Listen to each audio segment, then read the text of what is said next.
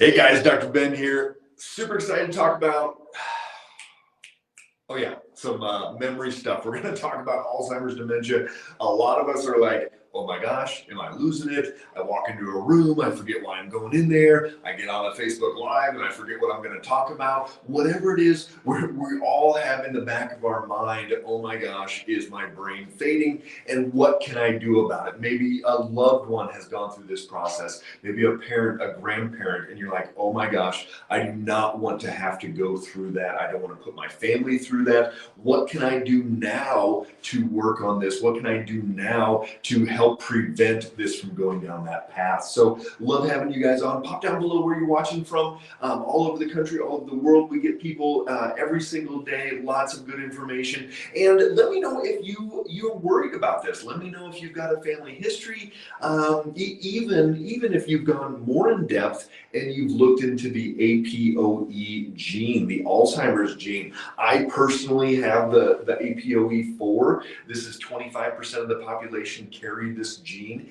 and it basically is not going to allow the brain to regenerate and heal as quickly. So I'm one of those carriers. I'm 4 times as likely to get Alzheimer's, and then I've had multiple concussions, so that puts me at 10 times as likely to get Alzheimer's. So guess what? I do a lot of different things day in and day out to make sure that my brain stays active, stays regenerating, keeps the inflammation down, which is what we're going to talk about, because this is something that is so prevalent. So again, pop down where you guys are watching from. Love to see you. I'll give you a shout out as well. If you have not already, like or follow our page and share this with anybody that you know that is dealing with brain issues or is concerned about that, or your best friend that their parent had Alzheimer's, anything like that. These are things today that they can start doing to help their brain. Also subscribe to our YouTube channel. Brittany will be putting that down below as well. And we have over 550 videos on there. Lots of information, all types of different things for you guys to get figured out on what to do with your health. So here we go. Let's jump into it. So Alzheimer's and dementia, these are two things that get thrown out a lot of time. But what's the difference between those? Well, dementia is a category of multiple conditions where we have degeneration, we have cognitive decline, things like that.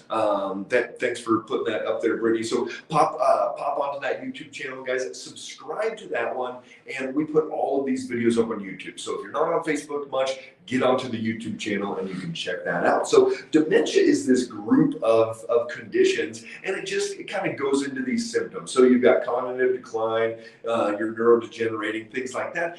Alzheimer's is actually one of those categories of dementia. So Alzheimer's is the most common. It makes up a lot of the dementia category.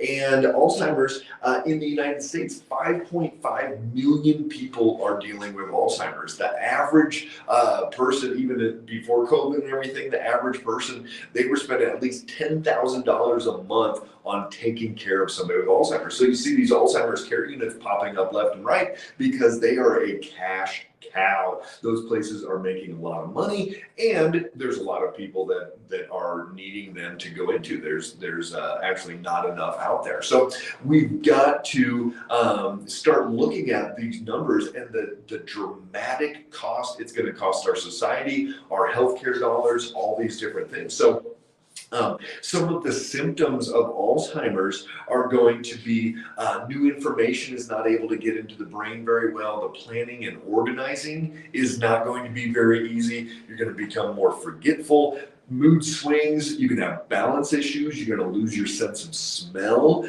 is another big one.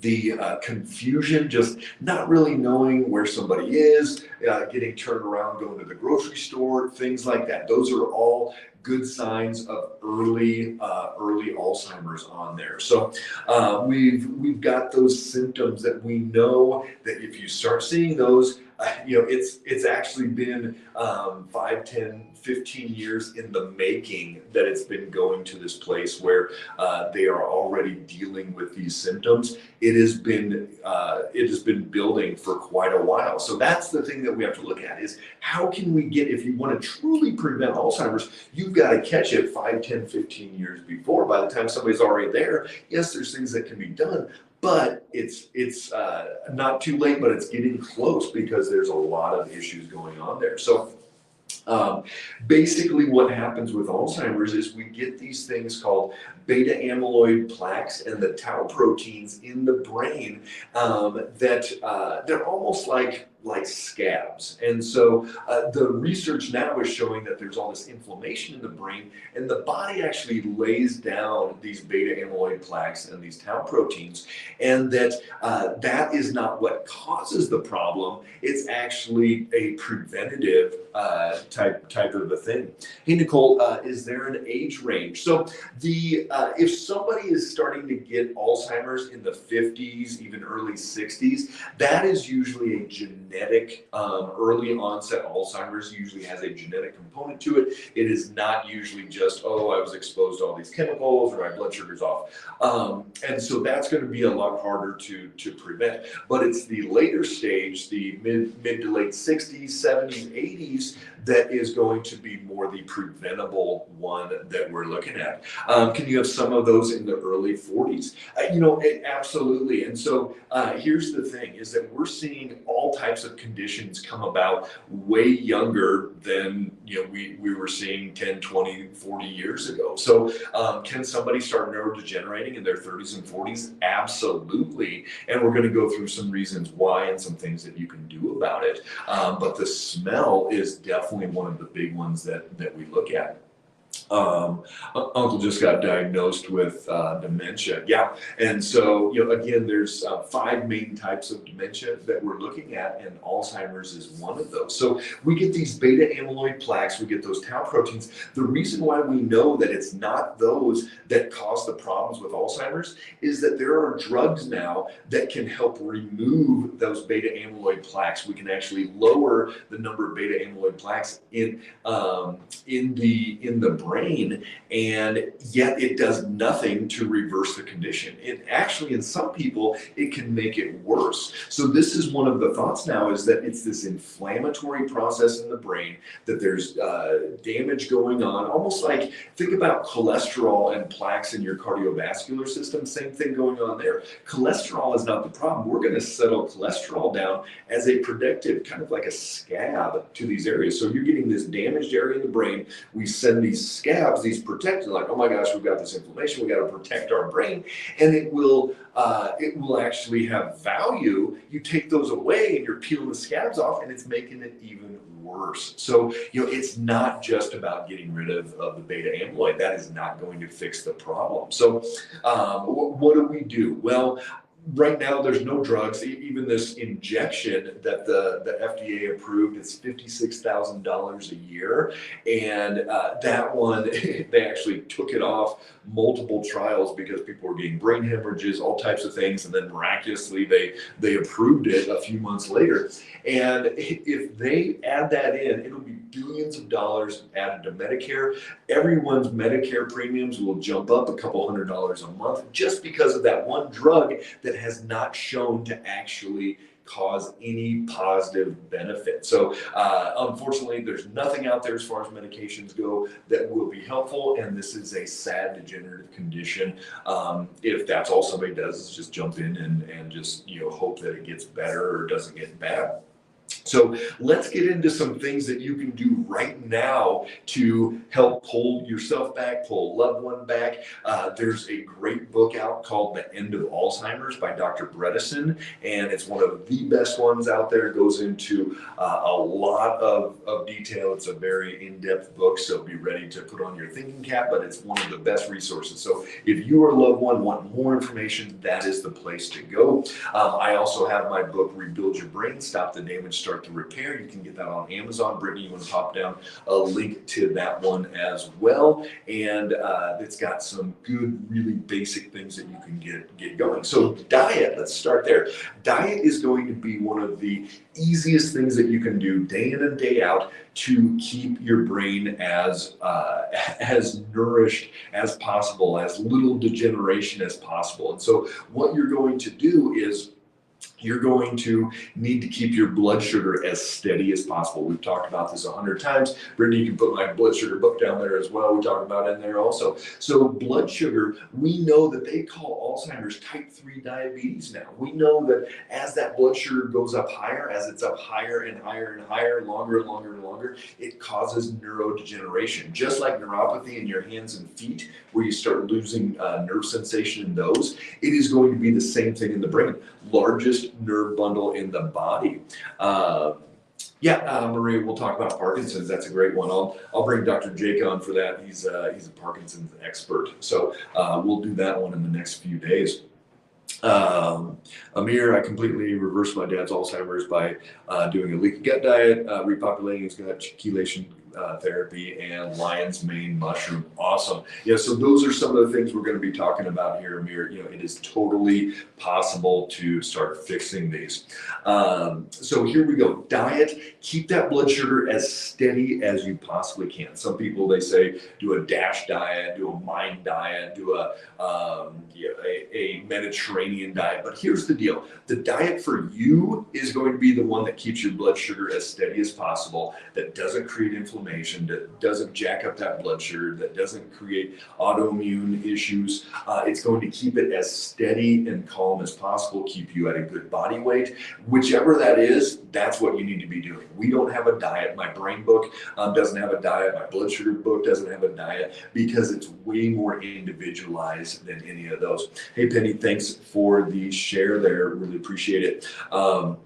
So the diet, yes, getting good fats in, getting nuts and seeds. There's a lot of specific foods that can be helpful for this, but the number one thing, if everybody did this, was just stabilize their blood sugar. I got a lady yesterday out in Nebraska that's been raging diabetic for years. She's been using her continuous glucose monitor for the last month, and she's like, oh my gosh, I wish I would have had this so long ago. And she's dropped her blood sugar by 100 to 200 points every single day. It's in much better range, way easier to keep stabilized if you know what your blood sugar is. If you can't get a continuous glucose monitor, reach out to us and we can help you in that process. It is an absolute game changer. I always say, if everybody could monitor their blood sugar on a daily basis, we would reverse or prevent 90% of chronic conditions. It's that important. Exercise, another one that you can do day in and day out. Exercise, the research shows that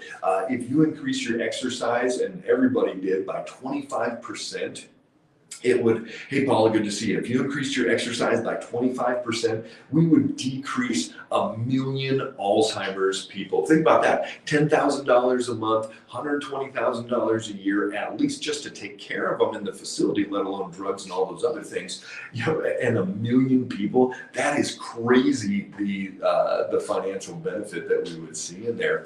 Hey Deanna, do you have to prick your finger for glucose tests? So 2 types of blood sugar monitoring. We give all of our patients the finger prick just in case the CGM is recalibrating or you need to do some different things. And so some people on here that aren't patients, they've gone through and done the finger prick testing. We did that for probably 5 years. Now we have the continuous glucose monitor, just the patch that goes on the back of the arm or on the abdomen, and you're able to figure out exactly where that blood sugar is every 5 minutes. It shoots over to your phone, lets you know exactly where that is. So pretty darn cool.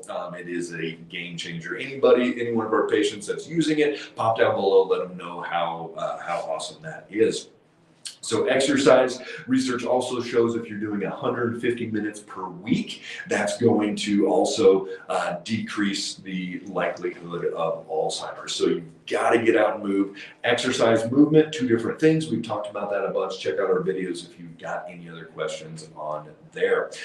Decreasing stress. This is a big one. Hey, Marie, how do we get a CGM? Yes, so every one of our new patients gets a CGM. It's included in their package. So if you've got any questions on that, reach out. Otherwise, the companies that are selling them out there, it's like 150,000 person wait list. It's crazy what's out there. So, but we've got the inside track, so we're able to get our patients that all the time. So decreasing stress, the research shows that decreasing stress helps your brain regenerate more. The more stressed you are, the less likely it is to heal, and the more inflammation somebody has. So getting outside, calming down, relaxation techniques, all those things. I'll get through these. We've got supplements. DHA is the best one that you can do. Fish oil, EPA, DHA. You've seen that on your bottle. The EPA is the anti-inflammation. It's going to be cardiovascular, some of that. DHA is going to be more of the brain healing. And so I take that every day myself. And it's one of the best things you do. We've got high potency DHA. It is a huge part of brain healing. Coconut oil is great. Amir said lion's mane. That's definitely another one that the research has shown is very, very helpful as well. You can do turmeric. You can do coconut oil. A lot of different things to help with that process. Getting the better quality sleep. We know that even one night of bad sleep, beta amyloid plaques jump up. We create more of those. There's more inflammation in the brain. We've got more issues going on there. So you've got to get that good quality sleep. Check out my videos, Brittany, if you want to pop one down below on YouTube. Sleep hygiene, huge part of everyday health, especially Alzheimer's prevention. Social interaction is huge. The more somebody is a recluse, the more they're a hoarder in their house and don't leave any of those things, they are going to be more likely to have neurodegeneration, get Alzheimer's down the road. Marianne, what about magnesium threonate? I personally didn't notice any effect. Magnesium threonate, it's not going to be a mass, oh my gosh, my brain is just on fire and it's working great. That's not how that works. It's kind of like lion's mane. Some people don't notice a huge thing, but it can be part of just somebody's regular routine there. Thanks, Brittany. She just put up that the sleep one there. And so social interaction, oral hygiene. This is one a lot of you guys are not thinking about, but the oral hygiene, if you have infection, if you have bad bacteria in your mouth, there's a direct correlation between that and neurodegeneration in the brain and Alzheimer's. So make sure you're doing a good quality of taking care of your mouth and your oral hygiene there. And then looking at environmental factors. So looking for mold in the house, biotoxins, any type of environmental toxins. Hey, Joel in Iowa there, any pollutants,